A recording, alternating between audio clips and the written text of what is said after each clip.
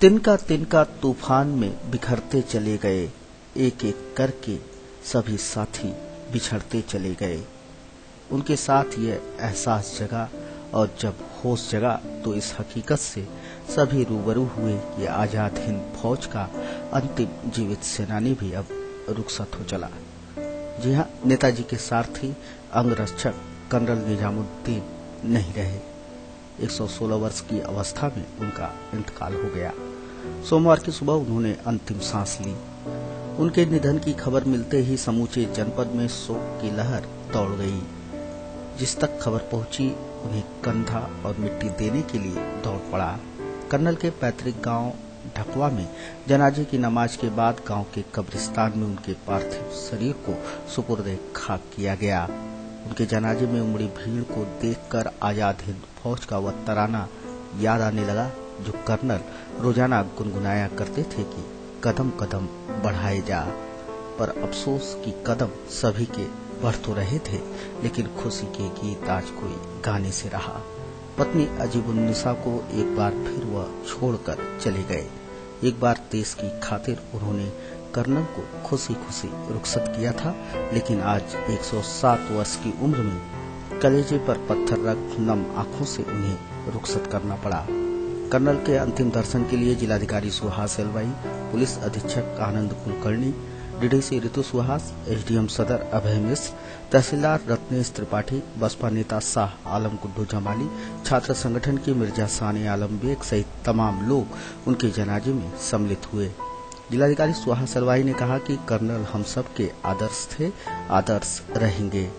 Police अधीक्षक आनंद कुलकर्णी ने उनकी बहादुरी को अनुकरणीय बताया। ये पूरे प्रशासन की तरफ से और जनपद वासियों की तरफ से हम शोक संवेदना व्यक्त करना चाहेंगे। कर्नल निजामुद्दीन साहब हम सब के लिए एक आदर्श थे और रहेंगे। आज भले वो हमारे बीच में नहीं है, बट उनके आदर्श है, उनके विचार है, उन्होंने जो रास्ता सब लोगों को दिखाया है, तो हमेशा वो एक दिए की तरह हम लोगों को रास्ता दिखाती रहेगी। युवाओं के लिए एक आदर्श है।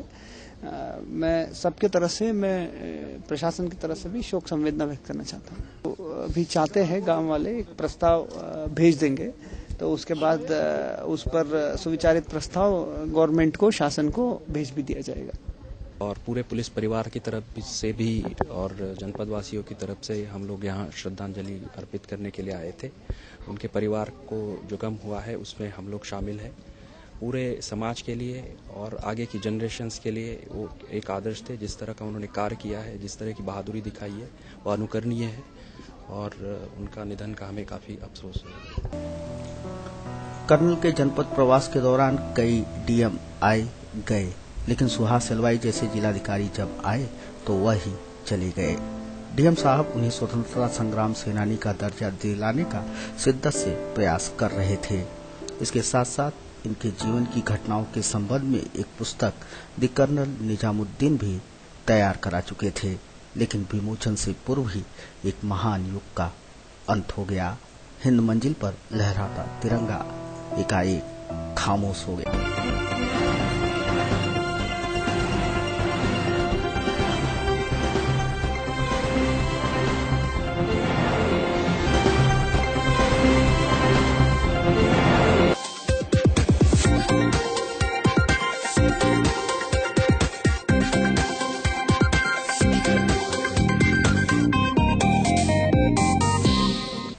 Tokyo, Japan, Nagasaki, Hiroshima, Vietnam, Cambodia, Malaysia, Burma, Italy, Germany से लेकर सिंगापुर तक देश को आजाद कराने के लिए दौड़ने वाला जांबाज सिपाही आज किस नगरी में गया कोई बता नहीं सकता। सच ही है कि दुनिया से जाने वाले जाने चले जाते हैं कहाँ, पर कर्नल ऐसे शख्स थे जो बहुत कुछ जानते थे, बताते थे। नेताजी की तमाम बातों के मानो वो दस्तावेज थे। कुछ ऐसे भी रहस्य रहे जिसे कर्नल ही उजागर किए। नेताजी के बेहद करीबी और उनके साथ लंबा समय गुजारने वाले कर्नल ने ही बताया था कि 20 अगस्त 1947 को देश की आजादी के ठीक बाद उन्होंने ही बर्मा में चितांग नदी के पास नेताजी को आखिरी बार नाव पर छोड़ा था। हवाई दुर्घटना में नेताजी की मौत का खंडन उन्होंने ही किया। उन्होंने बताया था कि हवाई दुर्घटना के बाद भी वह नेताजी से मिले थे।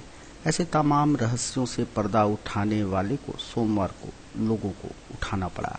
कर्नल बेहद ही साहसी व बहादुर भी थे। नेताजी को बचाने में अंग्रेज की गोली से वह जख्मी हुए थे। उस समय लक्ष्मी सहगल ने चाकू गरम कर उनकी पीठ से गोली निकाली थी। उनकी बहादुरी से ही प्रभावित होकर नेताजी ने उन्हें कर्नल की उपाधि दी थी। नेताजी उन्हें हमेशा अपने साथ रखा करते थे। तकरीबन 9 विदेशी भाषाएं व धारा प्रवाह बोल लेते थे। जर्मन तानाशाह हिटलर से भारत की आजादी के लिए नेताजी जब सहयोग मांगने गए थे तब कर्नल उनके साथ ही थे। नेताजी जहां भी गए, युद्ध की जो भी गुप्त योजनाएं बनाए, कर्नल सब में उनके साथ रहे। कर्नल ने ही बताया था कि 18 अगस्त 1945 को जिस समय नेताजी की मौत की खबर रेडियो पर प्रसारित हो रही थी, उसे वह नेताजी के साथ ही बैठकर बर्मा के जंगल में सुन रहे थे। उन्हें अंतिम विदाई देने पहुंचे बसपा नेता शाह आलम कुंडू जमाली ने कहा कि कर्नल निजामुद्दीन उस सम्मान के प्रतीक थे जिन्हें देखकर हम सभी प्रेरणा लेते हैं, लेते रहेंगे। मरहूम कर्नल साहब इस गांव के लिए ही नहीं बल्कि पूरे प्रदेश के लिए, हम सब के लिए एक सम्मान प्रतीक थे। हम लोग उनको देख के उनसे प्रेरणा लेते थे। आप सब जानते हैं कि उन्होंने अपनी पूरी जिंदगी इस देश को समर्पित किया। नेताजी सुभाष चंद्र बोस साहब के साथ सारथी के रूप में अपनी पूरी जिंदगी देश को डिवोट किया। देश के लिए एक सपना देखा कि एक भय मुक्त, भ्रष्टाचार मुक्त देश बने, देश तरक्की के रास्ते पे जाए। उन्हीं से प्रेरणा लेके, उन्हीं के बताए हुए रास्ते पे मैं भी चलने का प्रयास करता हूं। जाती तौर पे मैं उनसे बहुत प्रभावित था। अभी मात्र 1 हफ्ते पहले ही मेरी उनसे मुलाकात थी। उस वक्त वो ठीक थे, लेकिन लोग बता रहे हैं कि हार्ट अटैक से उनकी मृत्यु हो गई और उनकी मृत्यु से पूरा जिला पूरे गम में डूबा हुआ है। समाज का हर तबका दुखी है, सारे लोगों के आंखों में।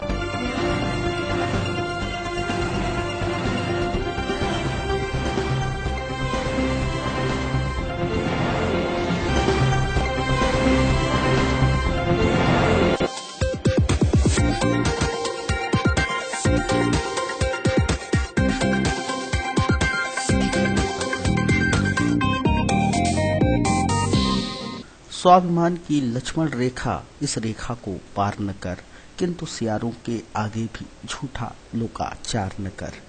ये बात कोई मानता है, कोई जीता है, और जो जिया उसका नाम कर्नल निजामुद्दीन है। जी हाँ, वह स्वाभिमान व त्याग की प्रतिमूर्ति व मिसाल थे। आजीवन देश के लिए उन्होंने सांस ली और अपनी अंतिम सांस तक स्वतंत्रता संग्राम सेनानी का दर्जा तक नहीं मांगा। दुनिया के सबसे बुजुर्ग व्यक्ति के रूप में वह चले गए। प्रशासन से लेकर शासन सरकार तक को लंबा वक्त दिया, लेकिन कोई उन्हें दे न सका और वह तो मांगने से रहे।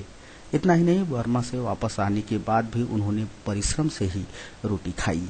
उस समय उनकी उम्र 70 वर्ष की ही थी। 70 वर्ष की उम्र में शहर के एक व्यवसायी के यहाँ उन्होंने ड्राइवर की नौकरी की और लगभग 85 वर्ष की अवस्था तक उसकी कार चलाकर अपना जीविकोपार्जन किया।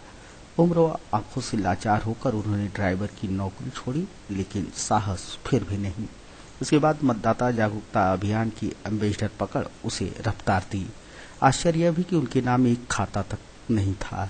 अभी साल भर पहले ही उनके नाम से जीरो बैलेंस पर खाता खुला, वो भी पत्नी के साथ संयुक्त रूप से। सभी सरकारी सुविधाओं को लात मार देने वाले कर्नल के पैर छूकर प्रधानमंत्री नरेंद्र मोदी ने भी आशीर्वाद लिया था और उसके बाद सफलता मोदी के कदम चूमने लगी थी। मुश्किल लगता है कि शायद ही अब ऐसा कोई कर्नल लौट के आए। उन्हें एबीसी परिवार की तरफ से श्रद्धांजलि के यही 2 शब्द, जय हिंद।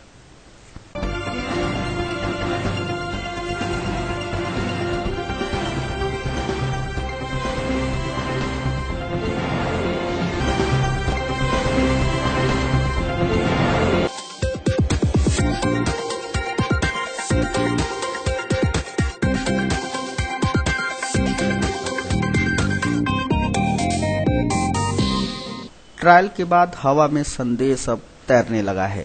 जी हां, मतदाता जागरूकता अभियान को पंख प्रदान करते हुए पैरा मोटर्स उड़ान भरने लगा है। सोमवार को पैरा मोटर्स ने रोहुआ मुस्तफाबाद स्थित ईशान पब्लिक स्कूल के प्रांगण से उड़ान भरी और लोगों से यही अपील की कि लोकतंत्र की बढ़ाएं शान, 4 मार्च को करें मतदान।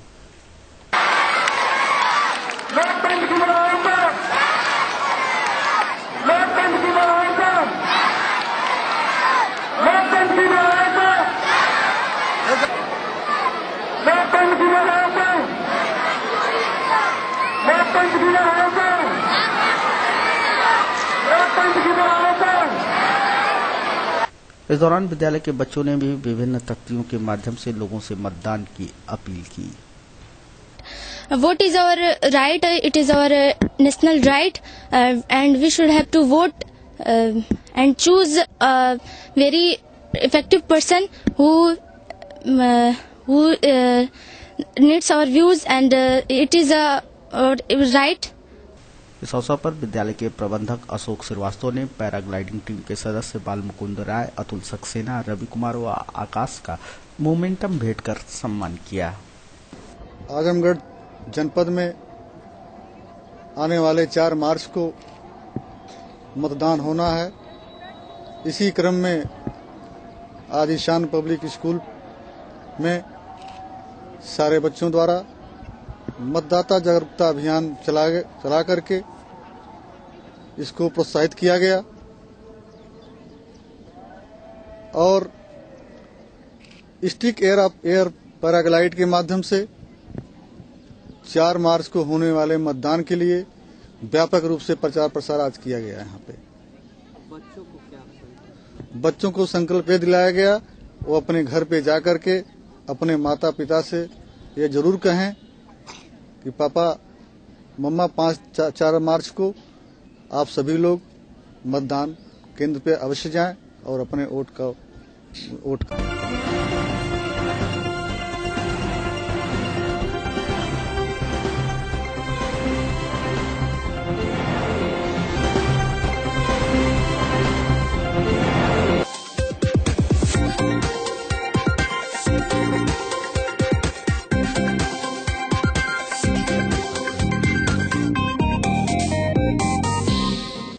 आजमगढ़ की सभी 10 विधानसभा सीटों के लिए चुनाव नामांकन की प्रक्रिया आगामी 7 फरवरी से प्रारंभ हो जाएगी।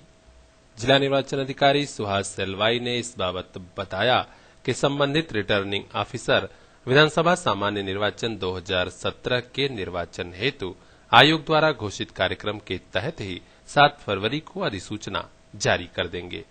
इसी दिन से प्रत्याशी अपना पर्चा दाखिल कर सकेंगे। गौरतलब है कि आजमगढ़ जनपद में आगामी 4 मार्च को वोट डाले जाएंगे। 7 फरवरी से नामांकन के साथ ही सियासी गहमा-गहमी जनपद में कुछ ज्यादा ही बढ़ जाएगी।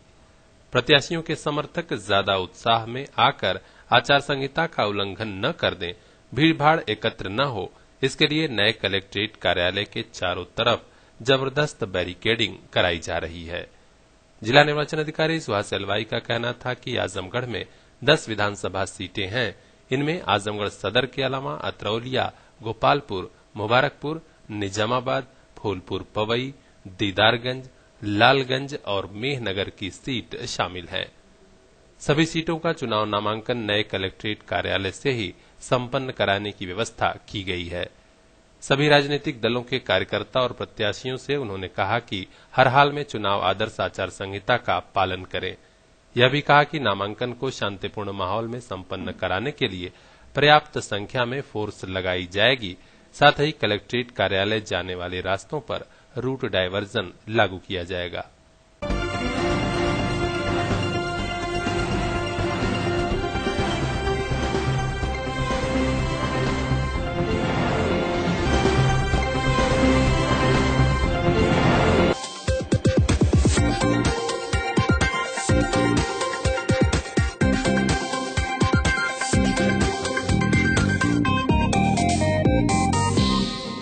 शहर कोतवाली के ठीक सामने ही बसी है कोल पांडे कॉलोनी।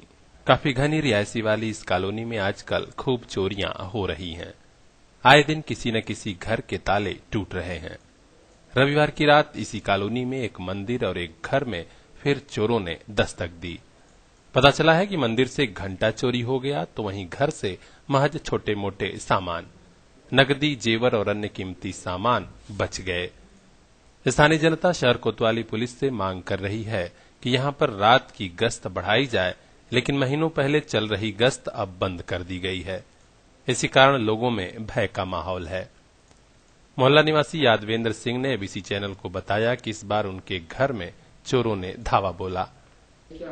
चोरी कल रात में दरअसल जब सुबह उठे हैं तो छत पे हमारा मतलब बाथरूम है, तो गए हम लोग ऊपर, तो वहां पे बक्सा सब खुला हुआ था और सब सामान इधर उधर अस्त व्यस्त थे। फिर लग गया हम लोग को कि यहाँ पे कुछ हुआ है। फिर कमरा देखा गया तो कमरे में अंदर लॉकर लगा हुआ है, उसको तोड़ने की कोशिश किया लोगों ने, लेकिन टूटा नहीं वो, लेकिन दरवाजा पूरा खुला हुआ है। लग रहा था कि पूरी कोशिश भी है चोरी करने की। इसी मोहल्ले में स्थित मंदिर को भी चोरों ने नहीं छोड़ा। यहां से मंदिर परिसर में लगा एक घंटा चुरा लिया। पुजारी जयप्रकाश तिवारी ने कहा कि पूर्व में भी यहां चोरी हो चुकी है। रात तो यहाँ चोर आए थे? हाँ, रात में आए हैं। क्या हुआ, चोरी किए या क्या? चोरी में ये जो दरवाजा है, दरवाजा का एक ताला था वो तोड़ दिए, 1 लाख था वो, मतलब कि ना टूट पौले हो।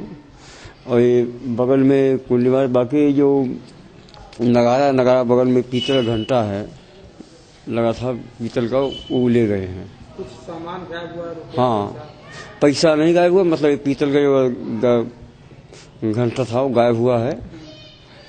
यहाँ पर बढ़ती चोरियों से लोग भयभीत हैं, लेकिन पुलिस की यूपी 100 सेवा भी इनकी मदद नहीं कर पा रही है, जिसकी गाड़ियां हर जगह देखी जा सकती हैं। स्थानीय लोग यही चाहते हैं कि शहर कोतवाली पुलिस कोल पांडे की कॉलोनी में रात की गश्त फिर चालू करे। जो है स्टोव बर्तन की दुकान है, मिस्त्राना लाइन। अच्छा, यहाँ कई दिनों से चोरी हो रही है इस मोहल्ले में जी। ये एक चोरी तो हमारे ठीक दुकान के सामने भैया है, जितेंद्र साहू का दुकान। उनकी जो है रात दुकान 9 बजे अपना 9 साढ़े 9 बजे बंद करके गए हैं। हम भी बंद उनसे पहले कर चुके थे। जब सुबह आ रहे तो देख रहे हैं भाई दुकान का ताला हुआ पूरा टूटा हुआ है। तो भैया भाई चलो 100 नंबर को फोन किया जाए, तो 100 नंबर गाड़ी को बुलाया गया। यहाँ पर गाड़ी आए, दुर्गा जी से बातचीत की है, दुर्गा साहब ने जो भी बताया उनसे और दुर्गा जी कहें जो है दुकानदार से जो है ठीक है हम आपको फोन करेंगे, आपको थाने आना पड़ेगा। न उधर से फोन आया न वो अपना गए। हम पुलिस प्रशासन से ही चाहते हैं, इस मंदिर में आज से 3 साल पहले यहाँ होमगार्ड की ड्यूटी था। जब यहाँ होमगार्ड की ड्यूटी रात भर लगता था तो इस तरह कोई घटना नहीं होता था। जब से यहाँ से होमगार्ड हट गए हैं तब से कुछ न कुछ हो रहा है। इस समय हम यही चाहेंगे, प्रशासन से ही कहेंगे, रामायण मार्केट एक कॉलोनी है बहुत बड़ी, यहाँ से लेके ये बाईपास रोडवेज जो है सब कोल पांडे में आता है। बाजू मोहल्ला सब बहुत बड़ी है। यहाँ सब अच्छे लोग रहते हैं, इंजीनियर हैं, जेई हैं, डॉक्टर हैं, सारे लोग हैं। अब बताइए इस लोग कॉलोनी में ऐसे लोग चोर घुस जा रहे हैं। कोई अपने घर से बाहर निकल के नहीं जा सकता, मतलब कोई शादी विवाह में जा सकता है। यहाँ रात में पुलिस पहले जो आती थी गश्त कर रही थी, अब ये 2 महीने 3 महीने से पुलिस गश्त करना बंद कर चुकी है। और जब से पुलिस बंद कर चुकी तब से ये घटना कम से कम मैं समझता हूँ अभी तक ये करीब 1 महीने के अंदर 20-25 घर में चोरी हो चुका है इस एरिया में।